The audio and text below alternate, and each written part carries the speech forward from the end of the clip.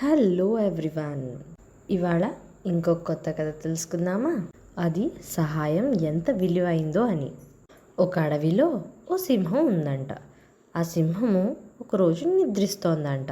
అది నిద్రిస్తూ ఉంటే ఓ ఎలుక దాన్ని మించి పాకిందంట. అలా పాకటం వల్ల సింహానికి చాలా కోపం వచ్చేసి ఆ ఎలుకని దాని పంజాతో పట్టేసుకుంది. అప్పుడు ఎలకేమో, మహారాజా నన్ను వదిలేసేయండి, నేను కంగారులో మీ మీదకి ఎక్కేశాను అని అనిందంట. అయితే సింహమేమో, అలా ఎలా వదిలేస్తాను, నిన్ను నేను తినేస్తాను, నేను ఇంత బాగా నిద్రపోతూ ఉంటే నువ్వు నన్ను వచ్చి లేపేశావు అని అనిందంట. ఎలుకేమో, లేదు లేదు, నన్ను ఈసారికి వదిలేయండి, నేను బహుశా మీకు ఇంకెప్పుడైనా సహాయపడచ్చు అని అనిందంట.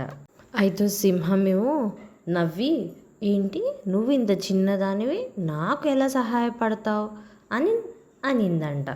సరేలే, నిన్ను వదిలేస్తాను ఈసారికి, కానీ నెక్స్ట్ టైం ఇలాంటి ప్రయత్నం చెయ్యకు, నా మీద నుంచి వెళ్ళే అంతా అని అనింది సింహం.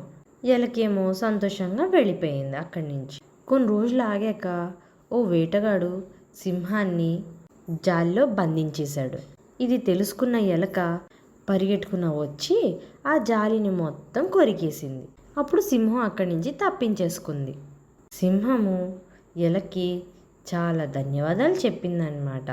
దీనివల్ల మనకేం అర్థమైంది అంటే, ఏ చిన్న సహాయమైనా అది విలువైంది.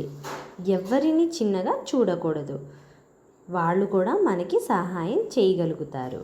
ఇలాంటి ఎన్నో కథల కోసం లైక్ చేసి